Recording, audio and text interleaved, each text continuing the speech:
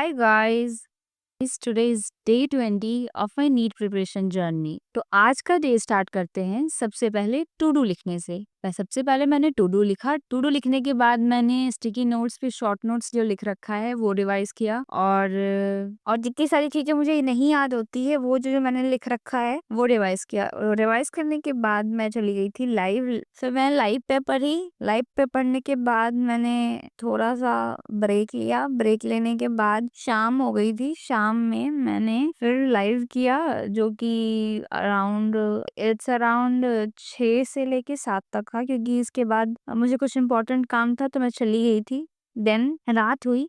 रात को भी मैंने लाइव स्टार्ट किया। रात को लाइव में मैंने पढ़ा प्लांट किंगडम, क्योंकि मैंने सोच रखा है कि टेस्ट आने वाला है तो 2 दिन के अंदर बायो कंप्लीट कर ले, उसके बाद बाकी फिजिक्स और केमिस्ट्री करे। तो 2 दिन मेरे पास टाइम है, जो कि बायो का टेस्ट का सिलेबस है वो कंप्लीट करने के लिए। तो वो कंप्लीट करने के लिए तो मैंने प्लांट किंगडम का लेक्चर लिया।